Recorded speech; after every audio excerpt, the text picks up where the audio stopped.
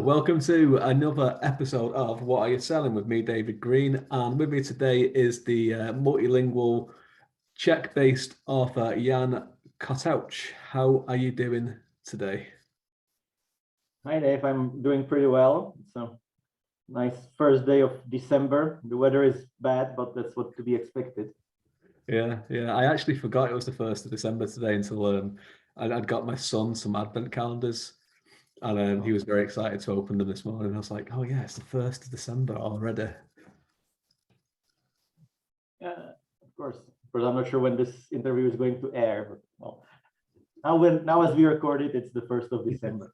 Yeah. It won't be too far into the future. It'll still be in December when we're out.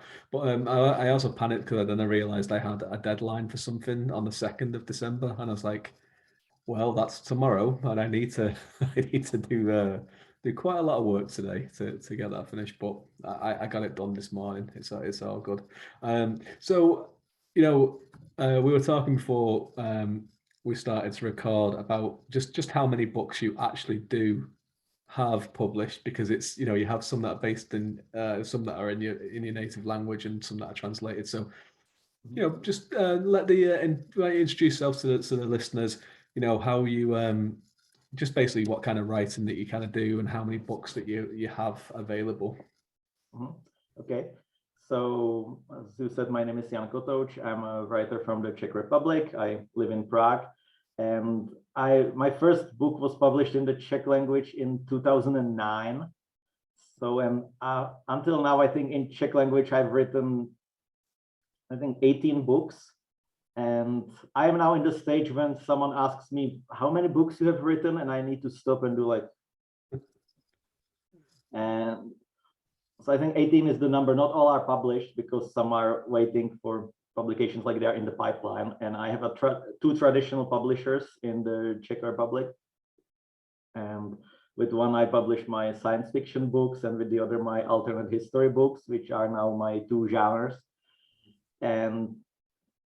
And about 4 years ago, I think every Czech author wants to be published in English, and they're waiting for, like, of course, someone to call them and make it the offer. And I decided not to wait for that. Like, I think similar that every author wants for them to get the call from Hollywood or something.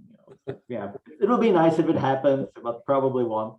And so I decided to go around and find a translator.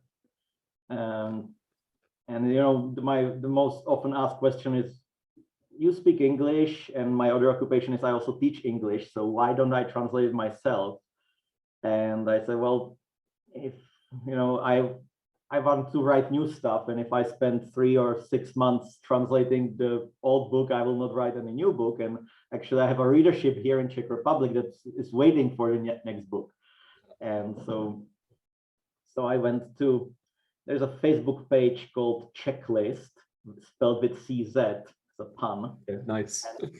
And it's like for many, we call them expats, like often like people who are English native speakers but living in Czech Republic or doing business with the Czech Republic, speaking Czech, and they're like looking, for example, for translation gigs and everything. But mostly the translation is like translate a contract or something. And because if you look at the number of Czech writers who had their books published into English, if we count the 19th century, maybe we would be around with few dozens, but it's not much.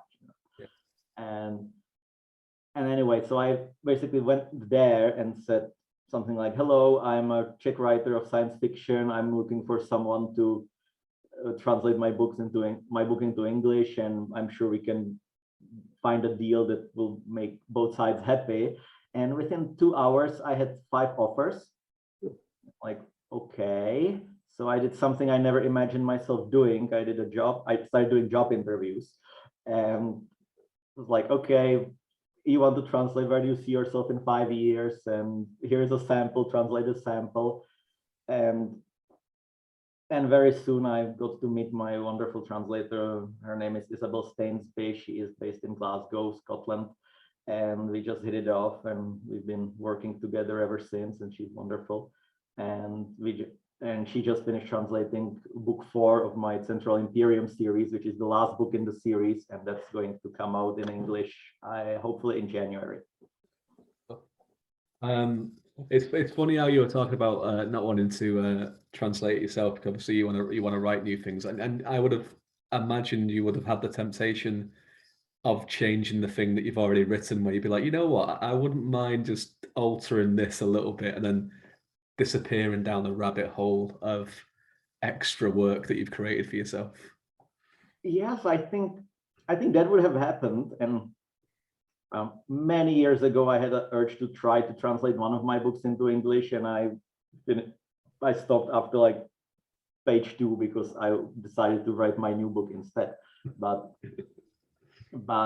yeah, I think something like this with the translation and improving would probably happen because soon with one of my short stories, which I wrote directly in English, or have written directly in English, and for some anthology. It was From the Ashes anthology, edited by Chris Kennedy and Christopher Woods, or Wood, I think. Sorry. And I want to do like a big book of my short stories with one of my Czech publishers, and I asked Chris Kennedy if it's okay if I translated that short story for that, and he said, yeah, sure. Just mention that where it was the first time it was published, which is normal thing to do. So, and I think when I'm going to translate that, I will probably do some improving. Yeah, well, you know, that's the temptation, isn't it, of whenever you go back to work on something that you've already put out before. So, in terms of working with your with a publisher, sorry, not a publisher, with a translator, how does that work in terms of like if she's kind of, you know, if something that you've written in Czech doesn't quite translate to the English, is that something that your translator will just kind of resolve, or is it does she come to you with a list of things that are like, you know, we might need to have a look at this, we might need to have a look at this, or do you just kind of trust them to get on with it? Yeah, I think both, it depends, but yeah, there are some specific terms she highlights, or she sends me a message, asks about it. And you know, usually our process is that she translates 3 chapters, sends them to me, I look them over, make my changes, my comments, and send it back, and we send it back and forth with comments and track changes. And yeah, but if usually when I hope that I'm not too difficult to work with, and yeah, but sometimes there's like specific terms which we have to discuss, like how to say this in English, and sometimes I say, you know, we don't have to translate this into English, just say something similar to English, like what to have the same meaning so people understand. And like example, this is an example, this is not something that occurred in the specific book, but for example, in English there's an expression which is said carrot and stick method, right? In Czech language, literally translated, it's sugar and whip. Obviously, it's exactly the same thing. Like you punish someone and you reward them at the same time, or do it. But you know, if this gets to be translated, you don't translate sugar and the whip, you say carrot and the stick, because you need to use the expression that English speakers are more familiar with.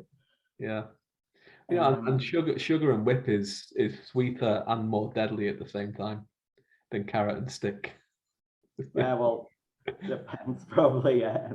Depends on who you use it on as well. Yeah, exactly. So it was funny though, before you mentioned about you know, people waiting to get Hollywood ringing them up to try and give them a deal. I mean, obviously now you live in Prague and there's Amazon studios there. You should just go outside with your books and just hand them to people walking into the studios, like, you know, this is good. Maybe you should take this. Yeah, why not? It's like, yeah, you know, Prague is like, you know, lots of productions are happening in Central Europe because it's cheap. Yeah, and like, yeah, of course we can do it, but I don't think it's any easier than in Ireland or in the US, of course.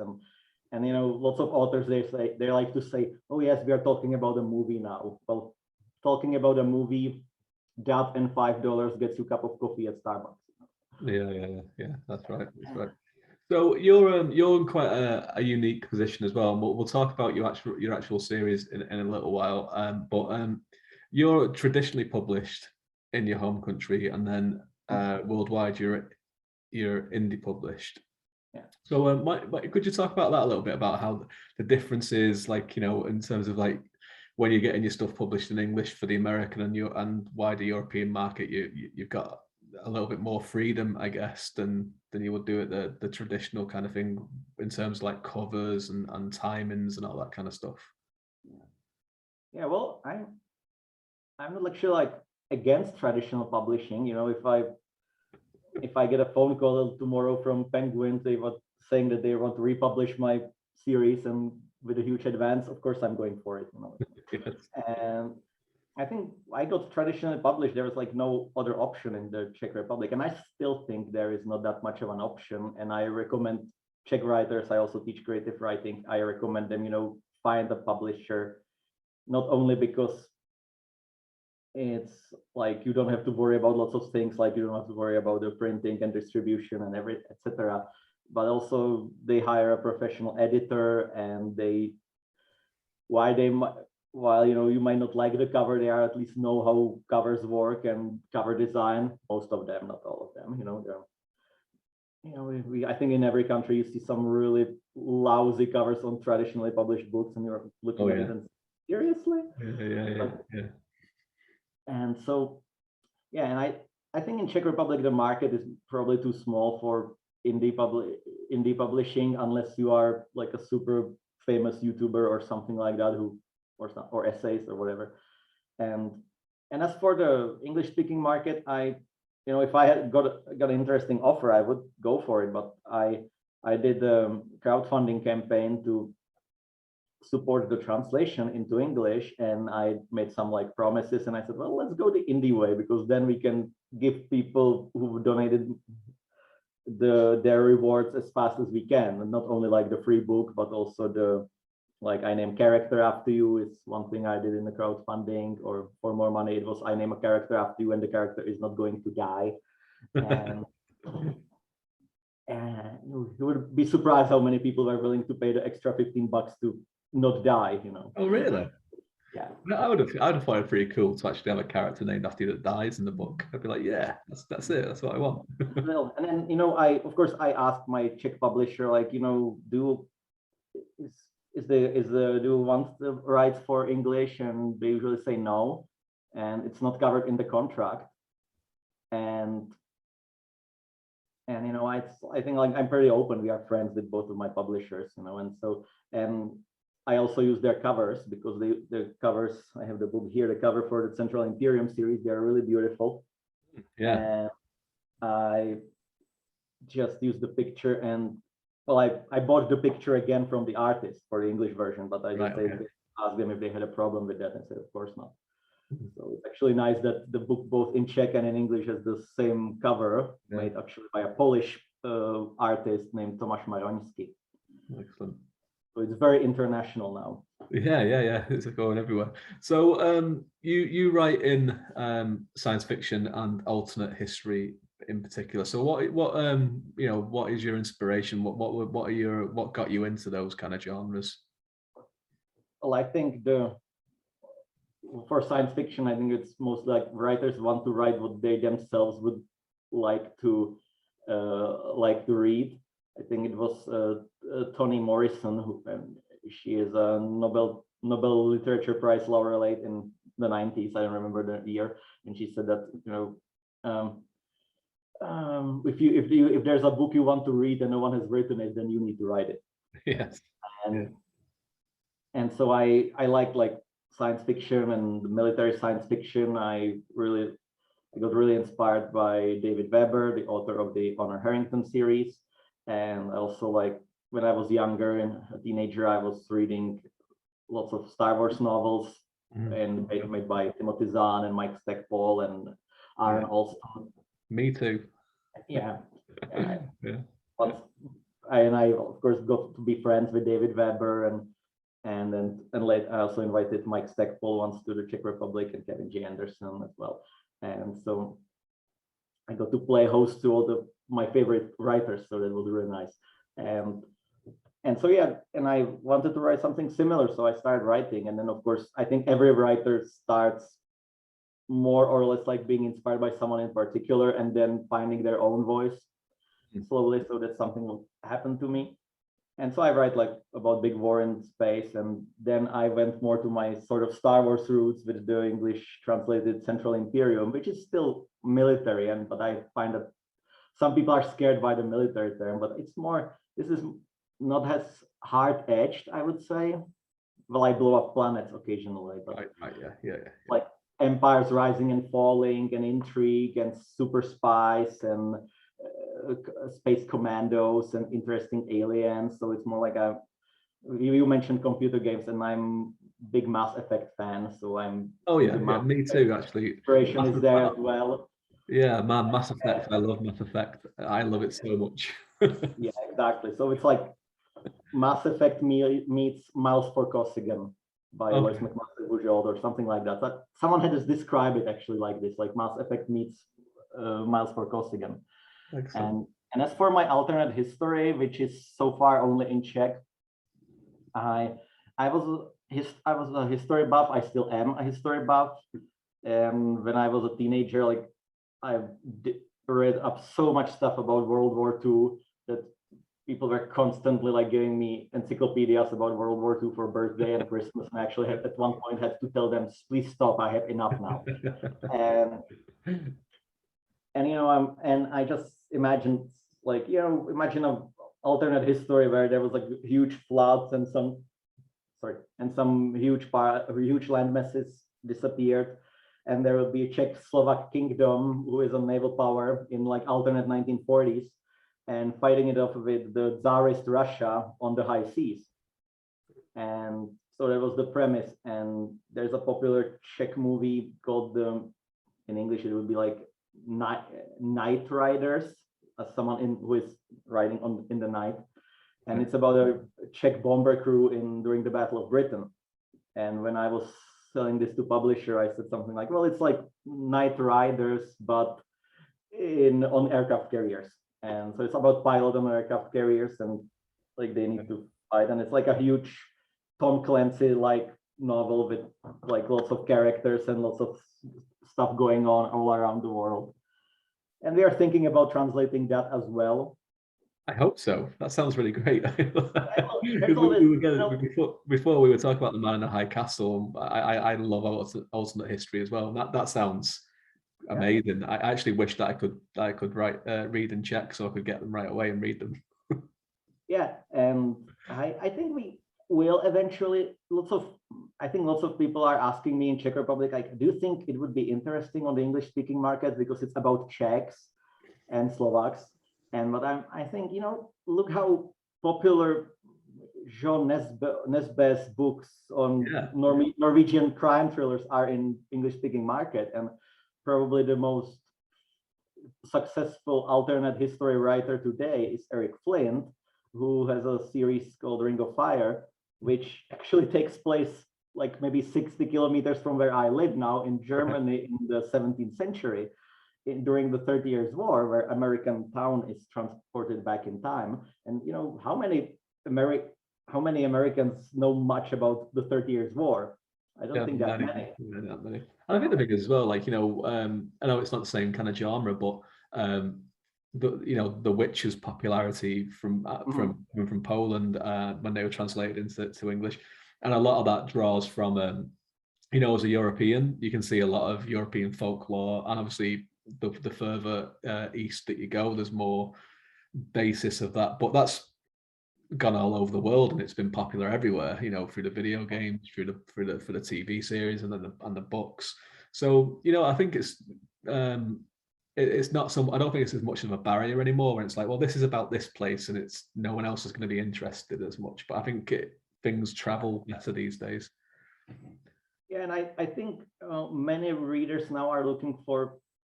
When I taught creative writing, I use the term gimmick, which is like something like, what is different about this? Yeah, what's the hook? Yeah, I know, of course, I'm nothing against like typical templates. It's people want to read like empires rising and falling and everything, and Yeah, but in the Central Imperium series, I have my main character who is someone who has a pet bunny on his spaceship, because why not? And Yeah. with my ex-wife, we used to have a pet bunny, and we love bunnies. So Yeah. and and he's an avid poker player, and there's a big scene in book 2 where he needs to like wager his spaceship for high stakes poker game because they need the cash or something. And I will leave it up to the readers to find out if he was cheating or not. He was cheating. And as you know, as you said before, with Mass Effect, Commander Shepard has pets in his quarters as well, doesn't he, in space? So it's all fair game. If you want to have a bunny, you can have a bunny. Mass Effect I think it's a masterclass in storytelling, and yeah, most of the BioWare games are a masterclass in storytelling for it. Yeah, definitely. I agree with you there. We'll have to do another show another time where we come on and we'll just talk about Mass Effect the entire time, because Definitely. we need more than the 20 odd minutes. So why don't you do because we're getting to the end of the interview, why don't you tell us a little bit about Central Imperium series? So there's the 3 books are already out in English. We've got the 4th one being translated. The 4th one is finished in translation, and it should come out in a month and a half, probably. Depends on the cover issue and everything. So reviews are great for it. I went through, looked at all the reviews. Reviews are really, really strong for all of the books. Why don't you tell people a little bit about the series and why it should be next on their to be read pile? Yeah. So as I said, it's there's a organization called Central Imperium. It's like this galactic empire trope, and which has been founded on a huge number of compromises, and there's a privileged upper class of people who are called Enners, which means like they've been genetically enhanced by some aliens who uplifted humans and then disappeared after some war. And there is a new enemy coming from behind, which is not really a new enemy, and the aliens who did the uplifting found some servants, and they're also humans, and they just want to get the Imperium back, but they want it intact. So it's more about intrigue and coups and assassinations. And the main character is a guy named Daniel Hankerson. He's an intelligence officer, which is not a James Bond kind of thing, more like someone who reads lots of boring reports, like a proper intelligence officer. And he loves poker, and he's a member of the ruling royal family, but he's like 9th in the succession, so not very important person. And someone tries to assassinate him. He doesn't know what exactly happened, why it happened, but he gets assigned on a brand new ship, which is a communication ship, which is supposed to talk or communicate across interstellar distances in real time. And he's sent like with the ship and the crew and a small task force with it to like show the flag to the frontiers of the Imperium. That's why the first book is named like that. And the situation gets complicated, and the whole Imperium is in for a pretty bad time. And so Daniel needs to find out who is behind the assassination, and then who wants to destroy the Imperium and what they want to do with it. Yeah, so a good mystery to kick things off in book 1. And this is the 4th book is the final book in the series, so it's practically a completed series.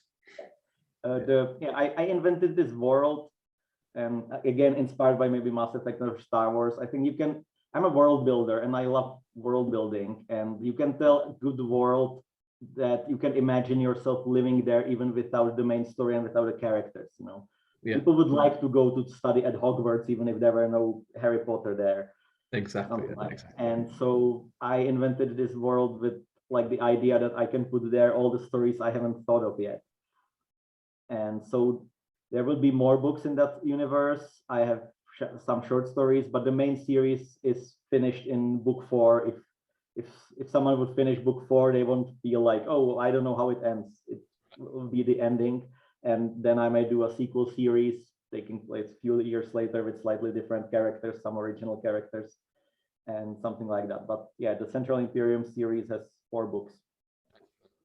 Jan, you're gonna have to come on again at some point, because I think I could actually talk to you for hours, because we have a lot of the same interests, and your series sounds absolutely fascinating. I'll have all the links for everything in the comments in the show notes below for everyone who's watching. just go and click in below and you can find Jan's website, all the books that you can get and everything like his Goodreads page. But where's best to find you if anyone wants to reach out to you on the internet? Well, you can find me on Facebook. I'm active on Facebook. Both, I have a Facebook page which is in Czech. I have my profile, which is both. And there's also a Facebook group which we'll provide in the links probably as well. It's called Galactic Empires, Espionage and Poker, which are the like three main things of the Central Imperium series. Yeah. And my author page is just my name. You type my name and you find my profile and my author page. The more professional looking picture is my author page. Yeah, of course. Well, Jan, thanks very much for coming on and giving me some of your time, and best of luck with the launch of Book 4 in January. Thank you, and it was a pleasure to be here. Yeah, and everyone watching, until next time, thank you very much.